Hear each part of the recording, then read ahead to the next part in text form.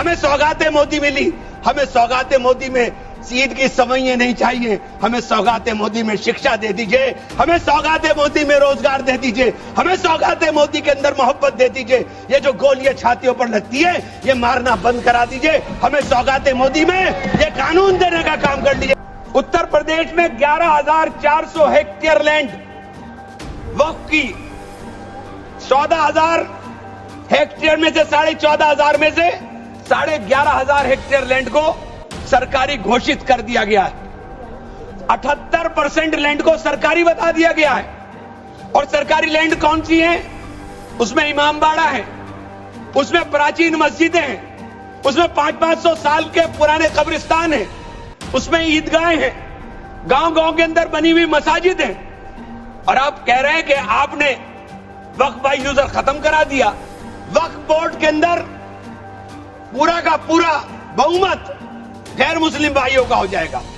मुझे इससे मतलब नहीं, क्योंकि मैंने अभी कहा कि भाई आप दूसरे जो ट्रस्ट हैं या जो दूसरे धर्म के ट्रस्ट हैं उनके अंदर क्या आप दूसरे धर्म के लोगों को शामिल करने की अनुमति देंगे? नहीं है।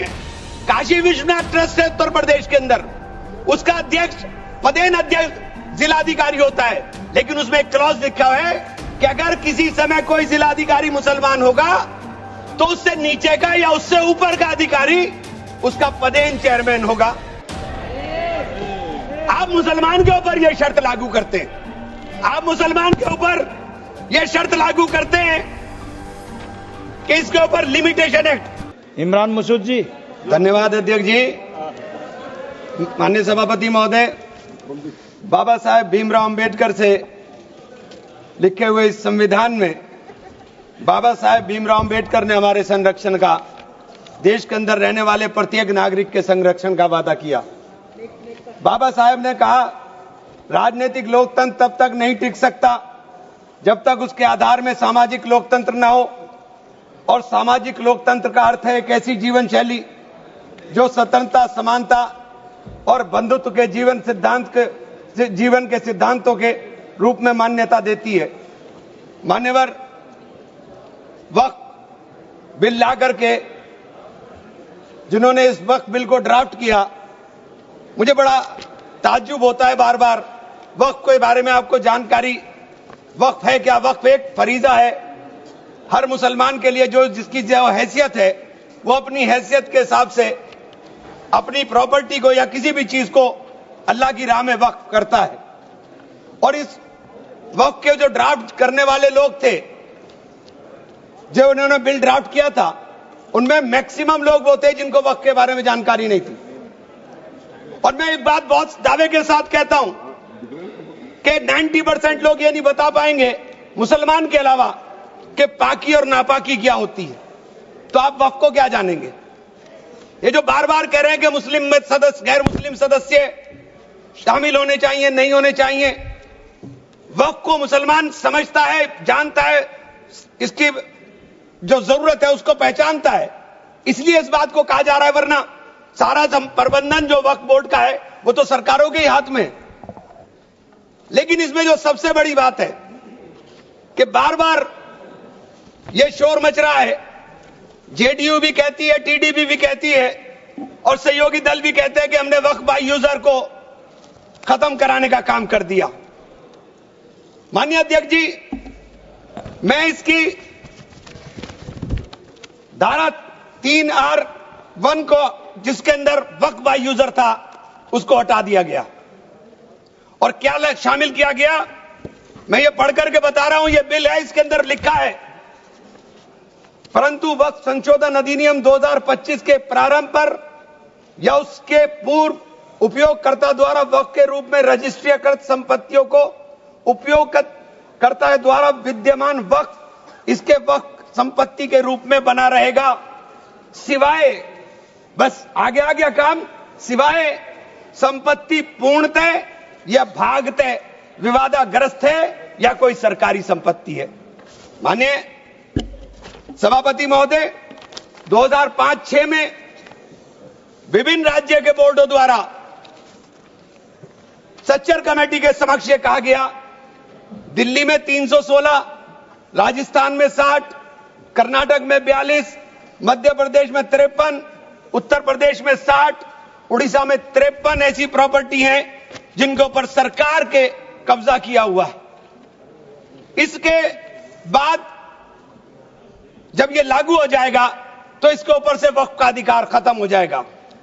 दूसरी चीज मैं कहना चाह रहा था, जब आपने सिवाय संपूर्ण और पूर्णतः लिखा और या भागतः लिखा तो आपने पूरी तैयारी कर करके लिखा। उत्तर प्रदेश इसका सबसे बड़ा उदाहरण है। उत्तर प्रदेश में 11,400 हेक्टेयर लैंड वक्फ की, 14,000 हेक्टेयर में से 14,500 में से 11,500 हेक्टेयर लैंड को सरकारी घोषित कर दिया गया है। 78% लैंड को सरकारी बता दिया गया है। और सरकारी लैंड कौन सी है? उसमें इमामबाड़ा है, उसमें प्राचीन मस्जिदें हैं, उसमें 500-500 साल के पुराने कब्रिस्तान हैं, उसमें ईदगाहें हैं, गांव-गांव के अंदर बनी हुई मसाजिद हैं। और आप कह रहे हैं कि आपने वक्फ बाय यूजर खत्म करा दिया। ये इतना बड़ा हथियार दे दिया कि आप जाइए लड़ते रहिए। इसके साथ ही इन्होंने कहा कि साहब अब जब कोई विवाद पैदा होगा तो उस विवाद की स्थिति में डेजिग्नेटेड ऑफिसर उसको सुनने का काम करेगा और वो तय करने का काम करेगा कि ये प्रॉपर्टी किसकी है। लेकिन वो तय कब करेगा इसकी कोई समय सीमा नहीं। और जब तक वो तय नहीं करेगा वो प्रॉपर्टी का मालिक सरकार रहने का काम करेगी। तो 11,500 हेक्टेयर लैंड तो उत्तर प्रदेश के अंदर, और कर्नाटक का विवाद सबके सामने है। बड़ा शोर मचा था कर्नाटक में। मैं गया कर्नाटक के अंदर क्या मान्यवर 1,12,000 एकड़ लैंड वक्फ बोर्ड की थी, वक्फ की थी, जिसके अंदर से 71,000 एकड़ लैंड का अलॉटमेंट सरकार ने कर दिया और 19,000 और 20,000 के बीच में वहां के जो दरगाहों के या मुतवल्ली थे उन्होंने अपने परिवारों में बांट लिया। तो ये जो हंगामा बचा, 1999 में एक आदेश आ गया, वक्फ ऑलवेज वक्फ, तो ये पुराना आदेश नल एंड वाइड हो गया। सरकारें भाजपा की भी रही, कांग्रेस की भी रही, दोनों सरकारों ने नोटिस इश्यू किए। मैं उन नोटिस की कॉपी भी लेकर आया था। दोनों सरकारों ने नोटिस इश्यू किए, लेकिन जेपीसी ने हंगामा उतरा तो सब हमारे चेयरमैन साहब भी हवाई जहाज लेकर के गए, लेकिन खोदा पहाड़ निकली चुईया, वहां कुछ मिला ही नहीं, वहां कुछ नहीं मिला। इसी तरह से कहना चाहता हूं कि ये जो विवाद वाली स्थिति में आपने डेजिग्नेटेड ऑफिसर का प्रावधान किया, लेकिन उसके सामने ये नहीं लिखा कि ये कब तक तय करेगा। और आप बार बार कहते हैं कि साहब ये जो इसका संरचना होगी, इसकी 22 मेंबर वक्फ काउंसिल में होंगे, उसके अंदर 22 मेंबर में 10 मेंबर मुसलमान होंगे, सही है, 2 महिलाएं होंगी, सही है, लेकिन 12 मेंबर उसके अंदर नॉन मुस्लिम हो जाएंगे। वक्फ बोर्ड के अंदर पूरा का पूरा बहुमत गैर मुस्लिम भाइयों का हो जाएगा। मुझे इससे मतलब नहीं, क्योंकि मैंने अभी कहा कि भाई आप दूसरे जो ट्रस्ट हैं या जो दूसरे धर्म के ट्रस्ट हैं उनके अंदर क्या आप दूसरे धर्म के लोगों को शामिल करने की अनुमति देंगे? नहीं है। काशी विश्वनाथ ट्रस्ट है उत्तर प्रदेश के अंदर, उसका अध्यक्ष पदेन अध्यक्ष जिलाधिकारी होता है, लेकिन उसमें एक क्लॉज लिखा है कि अगर किसी समय कोई जिलाधिकारी मुसलमान होगा तो उससे नीचे का या उससे ऊपर का अधिकारी उसका पदेन चेयरमैन होगा। आप मुसलमान के ऊपर यह शर्त लागू करते हैं, आप मुसलमान के ऊपर यह शर्त लागू करते हैं कि इसके ऊपर लिमिटेशन एक्ट, विधेयक के खंड 40A की धारा 107 जो वक्फ संपत्तियों की समय सीमा को अधीन करता था, लिमिटेशन एक्ट लागू करता था, आपने हटा करके 108 और इससे 41 में 108 और 108A को हटा दिया। 1995 का जो वक्फ अधिनियम है उसकी प्रायज्यता पर रोक लगा दी थी, जिसका अर्थ है कानूनी दावों के समय पाबंदी के बिना आगे बढ़ाया जा सकता है। अब आपने रास्ता खोल दिया वक्फ प्रॉपर्टीज के ऊपर मुकदमों के लिए, जो वक्फ प्रॉपर्टी पर कब्जा बैठ करे हुए लोग हैं, अब वो कब्जा धारक जाकर के एडवर्स पोजेशन का दावा कर सकता है और मालिकाना हक हासिल करने की बात कर सकता है। आपने जो अपराध करने वाले लोग हैं, जो कब्जा करने वाले लोग हैं, वो पहले गैर जमानती हुआ करता था, आपने उसे जमानती कर दिया, आपने उसे अधिकार दे दिया कि तुम कुछ भी करो, तुम्हें जमानत तुम कराने की जरूरत नहीं है। तो आपने तो पूरा का पूरा खुला मैदान उसके सामने खड़ा कर दिया। आपने बार बार कहा कि हम लोग मुसलमानों के हक की बात कर रहे हैं। आप मुझे एक ट्रस्ट बता दीजिए, कोई दूसरा, कोई एक संस्था बता दीजिए जिसके अंदर जो धार्मिक के नाम पर हो और उसके अंदर लिमिटेशन एक्ट ना हो।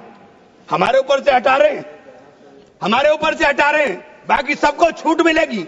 और ये छूट भी टेम्परेरी है, क्योंकि आपके कानून के जरिए नजर सब समुदाय के जो जमीनें हैं, जो ट्रस्टों के पास पैसा है, उसके ऊपर लगी हुई है। हमारी जमीन, ये बार बार वामसी पोर्टल का जिक्र हो रहा था, वामसी पोर्टल में प्रॉपर्टी 4,90,000 से एकदम मंत्री जी ने, माननीय मंत्री जी ने कहा 7 लाख कुछ चली गई। तो ये प्रॉपर्टी कोई वक्त नहीं की गई किसी ने।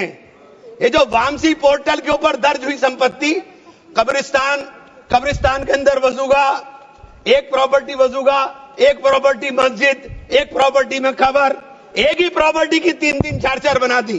और आपने बता दिया कि वामसी पोर्टल ने, और 10 साल माने मंत्री जी, 10 साल का बहुत समय होता है। जो काम आप 10 साल में पूरी संपत्तियों का रजिस्ट्रेशन नहीं कर सके, मान्यवर प्लीज सब प्लीज आप मान्य नहीं, वामसी पोर्टल पर आपने बार बार 10 साल में काम नहीं कर सके। आप कह रहे हैं कि 6 महीने के अंदर सारी संपत्तियों का रजिस्ट्रेशन करा लेना, और सारी संपत्तियों का अगर रजिस्ट्रेशन नहीं होगा तो वो संपत्तियां वक्फ की नहीं बचेंगी। रजिस्ट्रेशन कौन करेगा? रजिस्ट्रेशन आपके अधिकारी करेंगे। जब 10 साल में नहीं कर सके तो 6 महीने में कैसे करेंगे? और ये पूरी तरीके से संविधान विरोधी कानून है। अनुच्छेद 14, अनुच्छेद 16, अनुच्छेद 26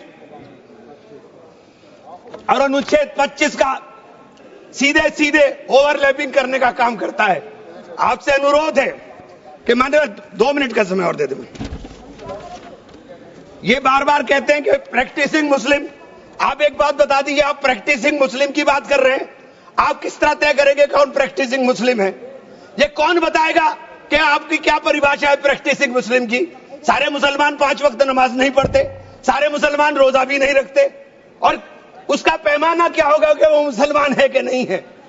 तो ये आपने रास्ते इस तरह खोल करके ये सीधे सीधे जो संविधान के अंदर हमारी धारा 14 में अधिकार है, उसके ऊपर आपने अतिक्रमण करने का काम कर दिया।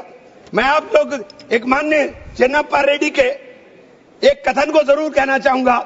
हमारी परंपरा हमें सहिष्णुता सिखाती है, हमारा संविधान, यह संविधान हमें सहिष्णुता का अभ्यास कराता है। हमें इसे कमजोर नहीं करना चाहिए, यही संरक्षण दे रहा है हमें। यह बाबा साहब के सपनों का संविधान है कि उन्होंने देश के अंदर रहने वाले प्रत्येक नागरिक को, जो गरीब से गरीब नागरिक है, उसको वो अधिकार दिया जो सामने बैठे हुए हमारे प्रधानमंत्री को होगा, वो ये अधिकार बाहर सड़क पर बैठे हुए एक मजदूर को होने का काम होगा। ये बाबा साहब का संविधान है। मान्यवर, इसे कमजोर करने का काम मैं आप हाथ जोड़कर विनती करता हूं। अभी हमें सौगाते मोदी मिली, 1 सेकंड, हमें सौगाते मोदी मिली। हमें सौगाते मोदी में ईद की सवैयां नहीं चाहिए, हमें सौगाते मोदी में शिक्षा दे दीजिए, हमें सौगाते मोदी में रोजगार दे दीजिए, हमें सौगाते मोदी के अंदर मोहब्बत दे दीजिए। ये जो गोलियां छातियों पर लगती है, ये मारना बंद करा दीजिए। हमें सौगाते मोदी में ये कानून देने का काम कर लीजिए। बहुत बहुत धन्यवाद। मान्यवर, धन्यवाद। माननीय सदस्य श्री अनुराग ठाकुर जी।